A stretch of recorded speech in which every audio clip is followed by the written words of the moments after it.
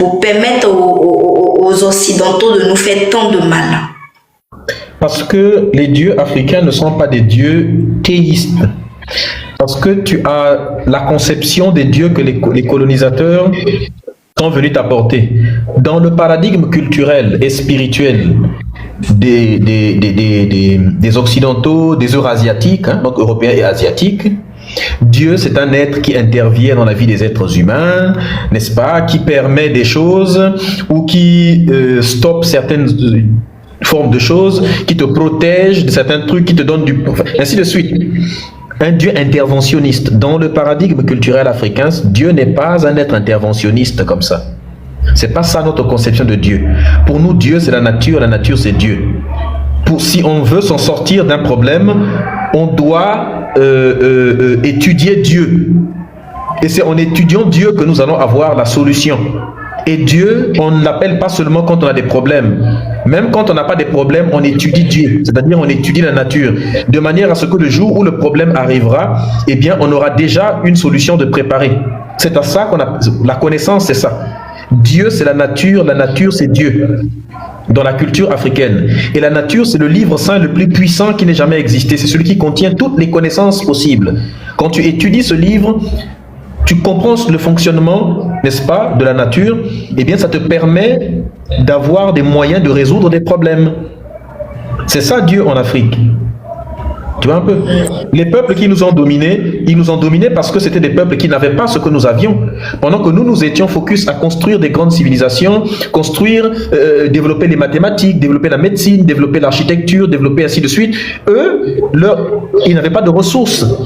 Pendant que nous, on exploitait déjà des ressources naturelles, parce que beaucoup ne le savent pas, l'or, le bronze, le diamant, tout ça, ces éléments ont été exploités pour la première fois sur le continent africain. Les vestiges sont là. Le verre, toutes ces choses ont été soufflées pour la première fois. Donc l'Africain est le premier être de l'humanité à prendre des éléments sous terre, n'est-ce pas, à les extraire, à les transformer, à les faire fondre, à les transformer, à produire des choses, soit de beauté, des choses d'utilité, ainsi de suite. Tout ça, c'est exprimé en Afrique. Tu vois un peu? Tout ça, c'est des éléments qui sont exprimés, que l'on voit clairement sur le continent africain. Donc, nous étions occupés à ça, alors que les autres peuples, eux, vivaient dans des déserts, soit de glace, où il faisait extrêmement froid, dans des environnements hostiles et arides, où tu ne peux pas courir derrière un animal indéfiniment, où les ressources étaient extrêmement limitées. Jusqu'à aujourd'hui, ils n'en ont pas beaucoup. Alors, que ce soit des déserts de glace ou des déserts de sable, ces gens-là étaient obligés d'aller chercher de la ressource ailleurs.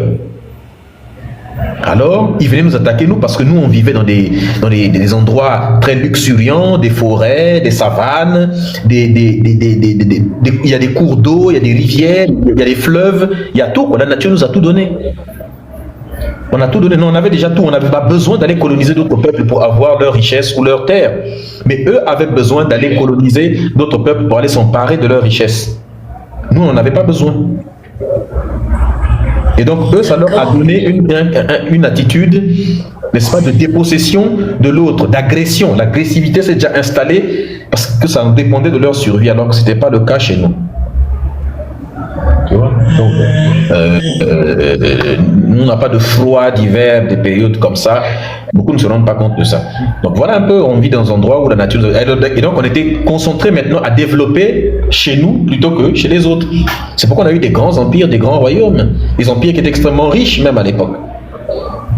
D'accord. Les gens qui disent l'Africain n'a pas su se défendre, pourquoi? C'est faux. Ça aussi c'est un mythe que les gens racontent. Ce n'est pas parce que quelqu'un a gagné une guerre que ça veut dire que je n'ai pas su me défendre. Il ne faut pas dire des choses comme ça. Non. Il ne faut pas dire. Je parle pas de toi. Je parle pas de toi. Je parle pas de toi. Je parle pas de toi. Je parle de voilà. Hitler, l'Allemagne a perdu la guerre. Mais qui peut dire que Adolf... Attends. Je réponds à quelqu'un dans les commentaires. Adolphe a perdu la guerre. L'Allemagne a perdu la guerre, c'est un fait. Mais qui peut dire que Adolphe n'a pas su se défendre? Il a su se défendre. Ils ont développé plein d'armes, beaucoup de techniques de défense. Ils se sont défendus. Malheureusement, ils ont perdu. Mais ce n'est pas parce qu'ils ont perdu qu'on doit en déduire qu'ils n'ont pas su se défendre. Non. Le fait de ne pas savoir se défendre ne veut pas dire que... Donc, c'est un peu ça. Ils ont su se défendre, mais c'est juste que bon, l'histoire est ce qu'elle est. C'est la vie qui est comme ça. Les Africains se sont défendus. Les Africains ne se sont jamais rendus comme des moutons comme ça. On s'est défendu bec et ongle. Et on peut te citer des grandes batailles de l'histoire. Quand on te parle du Soudan, mais l'armée du Soudan était crainte, des rangées d'archers, et plusieurs fois on les a souvent battus. La reine Kandake, elle a battu les Romains, une femme qui était elle-même, n'est-ce pas, elle avait même eu l'œil troué pendant un moment donné à cause de la guerre, parce qu'elle montait toujours sur son cheval devant. En Nubie, ils avaient des archers qui étaient d'une précision incroyable, des soldats mais incroyables, des redoutables. Donc les gens, dans l'empire du Ghana, les mecs, ils avaient 200 000 soldats. 200 000 soldats. Tu vois, c'est plus que la population de certaines villes. 200 000 soldats. Donc, plein de personnes dans tout le continent africain se sont défendues vaillamment. C'est juste que, avec des agressions répétées, les autres, eux, quand on est dans une logique d'aller déposséder l'autre, d'aller s'emparer de ce que l'autre a pour ta survie à toi, toi, tu te bats pour ta survie. Si tu ne lui prends pas ça, tu meurs. Mais lui, il est là chez lui, il a déjà tout. Donc, ce qui fait que toi, tu seras beaucoup plus agressif. Tu te bats au péril de ta vie. Tu te dis, mais il faut que je le fasse. Donc, dans ta tête, tu es déjà matrixé, comme qui dirait. Donc, c'est dans ce sens-là qu'on se dit, bah, écoutez, tu peux pas, c'est pas pareil, quoi. C'est pas foutu pareil. Ce n'est pas pareil. Dans ta tête, tu es déjà presque programmé, alors que les autres, c'est pas le cas. Donc, c'est pour te dire simplement que, hein, n'est-ce pas, il ne faut pas confondre les choses. Les Africains se sont battus, ils se sont beaucoup battus, mais bon. Les autres ont eu une simple avance pendant un moment donné. Je rappelle même que la poudre à canon, beaucoup pensent que c'est en Chine, mais en fait, quand on remonte dans l'histoire, ça vient même d'Afrique. C'est juste que les autres, ils ont eu une avance sur quelques éléments, particulièrement l'invention du fusil, notamment. Mais pose-toi la question, les autres, pendant que l'Afrique développait la médecine, l'architecture, ainsi de suite, les Européens, eux, ils venaient étudier en Afrique, et toutes les connaissances qu'ils prenaient en Afrique, ils partaient d'utiliser là-bas pour développer l'aspect militaire. Et c'est un comportement que l'Occident a toujours eu jusqu'à aujourd'hui. Hein. Regardez les budgets de défense. Ils appellent ça les ministères de défense, mais c'est des ministères d'attaque. Est-ce que le ministère des États-Unis, c'est un ministère de défense? Non, c'est un ministère d'attaque. Le ministère français, est-ce que c'est un ministère de défense? C'est pourquoi même Emmanuel Macron a enlevé, ça s'appelle plus ministère de la défense, ça s'appelle ministère des armées. Trump est venu, il a dit, mais nous, on ne se défend jamais, on ne fait qu'agresser les gens. Bon, on n'a qu'à accepter que nous sommes des agresseurs. Il a appelé ça, ce n'est plus Department of Defense, mais ça s'appelle Department of War, le département de la guerre. Parce qu'ils ne font que faire la guerre aux gens et offenser les gens. Désormais, ça s'appelle comme ça Department of War. Bon, ça veut dire que, et quand vous regardez, les Européens ont apporté un système dans lequel le département ou le ministère donc département d'État, donc ministère qui a le plus, à qui on donne le plus d'argent, c'est le ministère de la Défense. C'est-à-dire qu'on donne plus d'argent pour fabriquer des armes plutôt que pour soigner les gens. Aux États-Unis, si tu achètes l'insuline, mais ça coûte la peau des fesses. Si tu as le diabète, mais si tu as césarienne aux États-Unis, mais vous allez devenir pauvre si vous n'avez pas beaucoup d'argent. Vous allez redevenir pauvre. Vous pouvez même dormir dans la rue. Vous pouvez même vendre votre maison pour payer une césarienne, dans certains cas. Donc, il y a plein de choses qui sont comme ça, bon, qui coûtent cher. Il y a des SDF dans des grandes villes des États-Unis. Mais pourtant, le budget de la défense des États-Unis est égal au produit intérieur brut de plusieurs pays combinés, mélangés. Donc, tout ça pour dire quoi? Pour dire que ils mettent plus d'argent pour faire la guerre parce que cette mentalité leur est restée depuis longtemps.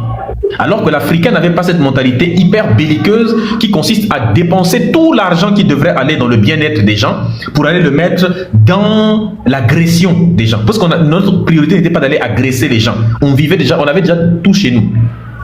On mettait l'essentiel simplement pour nous défendre, mais on ne mettait pas tout pour l'attaque. Ceux qui développent plus l'armée, ce sont les attaquants, ceux qui attaquent des agresseurs, pas ceux qui veulent simplement vivre en paix et puis se défendre. Et l'Occident s'est développé comme ça là. À chaque fois qu'il venait apprendre des connaissances chez nous, il développait les armes pour nous attaquer. Bah, normalement, quand quelqu'un dépense tout pour attaquer, forcément, tôt ou tard, tu vas commencer à te défendre les premiers siècles.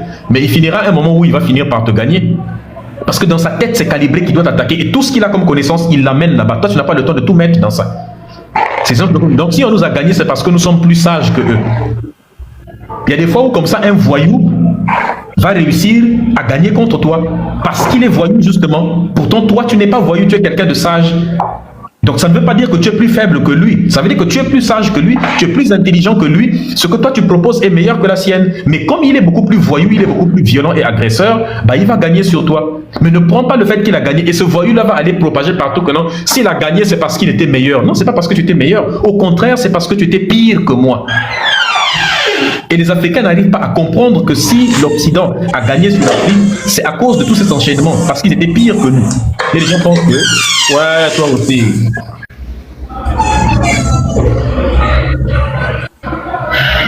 Pourtant, j'avais fermé ton micro, tu l'as encore allumé. Bon, il faut parler. D'accord. Et donc voilà ce qui répond à ta question. Ok, la seconde question c'est, comme vous avez dit, Dieu c'est la nature. Vu mes recherches, les Africains avaient des représentations de Dieu comme les masques, les tabourets sacrés, ceci, cela. Pourquoi pas ça aujourd'hui, la nature?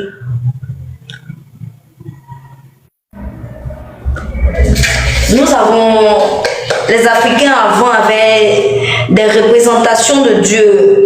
Dans certaines tribus, il y avait des tabourets sacrés, des masques. Est-ce que tu n'as pas fini de faire caca d'abord?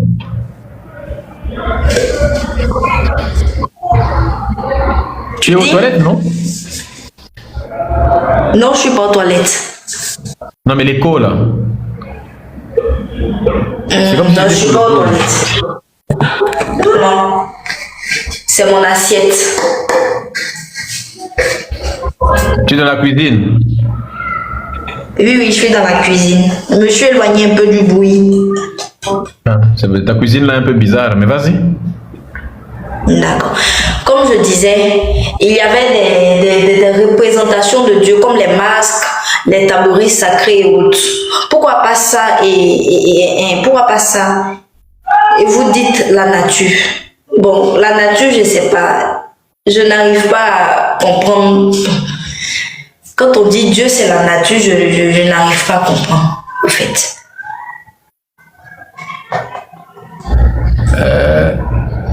Dieu, c'est la nature. Je ne vois pas ce que tu n'arrives pas à comprendre. Les masques dont tu parles là, c'est des objets culturels. C'est l'héritage culturel. Oui. Oui, c'est notre héritage culturel. On représente plein d'éléments à travers ça. D'accord. Donc les Kémites reconnaissent ces éléments culturels. Ah oui, c'est notre héritage culturel, quoi.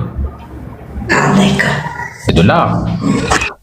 Ok. Des éléments culturels et cultuels. Ok. Merci. Je suis rassurée, c'est tout. Merci à toi. Merci à vous d'avoir répondu à mes questions. Je t'en prie. Tapotez s'il vous plaît. Partagez le live. Sécurisez massivement le live. En fait, j'avais quelques questions. Moi, je suis chrétienne. Ça fait maintenant 2 ans que j'ai donné ma vie à Christ, mais j'ai grandi en fait dans une famille chrétienne. Mais pardon? Tu as donné ta vie à qui? À Christ. Genre, je me suis baptisée et tout. Ça fait 2 ans maintenant. Il en a toujours. Tu as repris ta vie ou bien il en a toujours? Bon. Toujours avec lui. Pardon? Ta vie est toujours avec lui ou bien tu l'as repris? Bon, je suis en processus, si on peut dire ça comme ça. Et j'avais quelques questions. En fait, On va dire ça comme ça veut dire que tu es toujours chrétienne, c'est ça?